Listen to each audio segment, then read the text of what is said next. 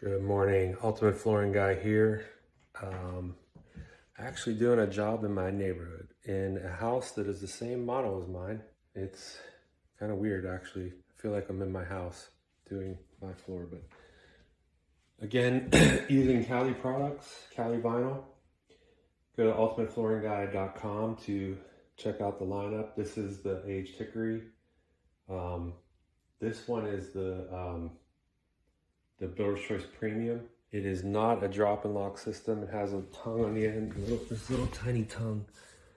So it'll slip into that side. I'll show you in another video when I start installing again today. But I had to tear out carpet yesterday, move this huge bed. That was fun. But everything, after I showed in another video, I put felt pads on the bottom of all the furniture and it slides around easily. Here I am with my Gold's Gym. You guys remember Gold's Gym? You have to be an old head like me to remember Gold's Gym. I don't even know if there's any more around, but tells how old this vest is. I took out, there was some floating floor here in this hallway and in this room. I took out, and then this is their media room. Like I said, this is the same exact model as my house, so you kind of know where the Ultimate Flooring Guy lives. But I'm not going to divulge any more information about that. I don't need any stalkers, okay? Unless you're a gorgeous Christian woman, the only stalkers I'll take. Anyway, gonna do the least fun part of the job, which is bringing up material from the garage. I'm gonna set it all out like in piles, all staged throughout this hallway. I'm gonna try and get done this hallway today, that media room back there, and then this office right here. That's a day's work for the Ultimate Flooring Guy. I do still have half the carpet to tear off in here, but this is what you have to do when there's a lot of furniture. You have to pretty much put it on one side and then work the other side. Once I get up to here, right here, I'll move everything over. I'll put felt pads on everything and slide it over to the other side over here, and then work this other half of the room. That's just how you gotta do it. One thing I did want to mention, the other flooring was a little bit thicker than this flooring. So what happens is the door jambs already cut in this hallway. There will be a little bit more of a gap. And that's just what happens when you take a thicker floor out sometimes. Not that noticeable. I've seen them worse, but there's not much else I can do there. But if you are bidding a job as a flooring professional and you need to point that out to the customer, especially if you were to take out, if that was 3/4 inch flooring that I was taking out, that gap would be huge. And that would be something to really address with the client. Because the gap would be just enormous. That's not gonna be that noticeable, and it's not in every room. It's just where this flooring was out here, but in these other rooms that have carpet, which I have to do later this week, and then this room had carpet, I'm gonna have to cut these door jambs because they're not. Actually, that one is okay. Well, in these other rooms, I won't have to cut them. When you're getting the flooring out, there is a system. I'm talking about bringing boxes in is what I'm talking about. So basically, I always cut my boxes open where they're staged. So they're out here in this garage. I'm gonna cut them open and leave the boxes out here. And I'll take that, I'll take that trash later. And an easy way to do this, hold on one second. Gloves on, gotta protect my beautiful hands. These are man hands here. Look, I even have a cut already from today. I don't even know how that happened.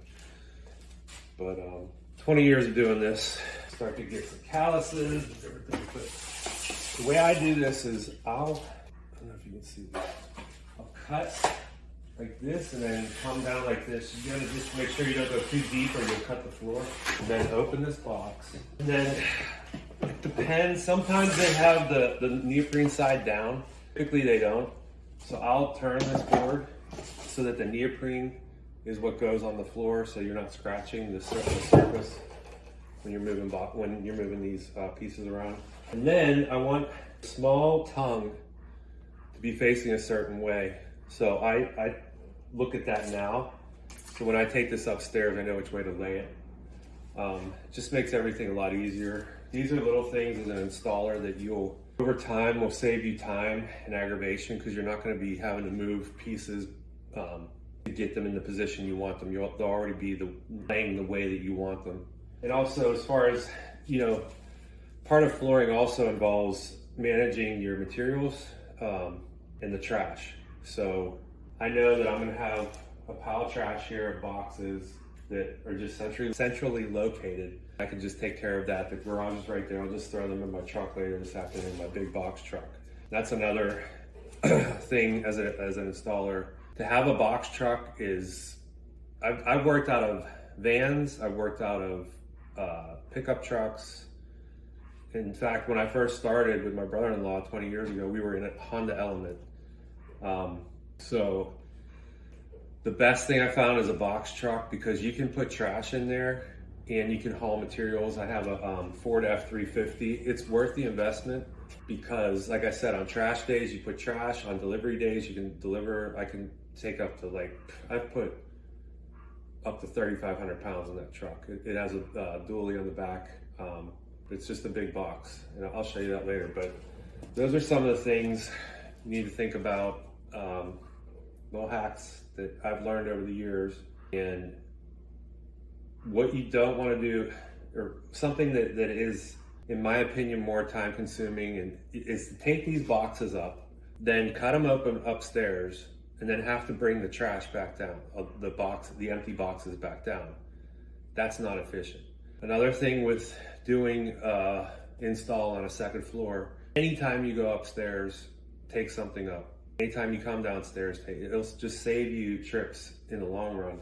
Like during the day, if I'm not bringing boxes up still, maybe after lunch, I'll just bring a box up just to save me from later having to do it.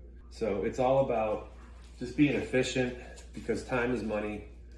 I can finish jobs a lot quicker as a one-man show, basically, because of things I've learned over the years. I can probably shave off, even if it's 5 hours or a day, half a day, whatever. That's another job that I can be doing, or an estimate that I can be doing, or paperwork, or whatever. So you need to learn these little hacks that over time, over 20 years, however long you're going to be an installer, these things all add up over time. And it's the same thing with the quarter round. When you're buying quarter round for almost every job, you need to know what to buy to save you the most amount of money over time. And I've literally saved thousands of dollars by switching to polystyrene, which I've talked about in other videos.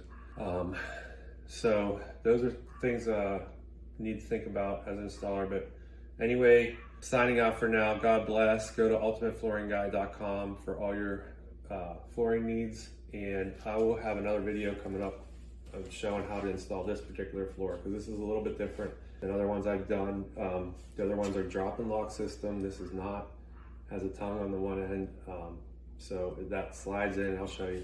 But all right, take care everybody. God bless. Bye.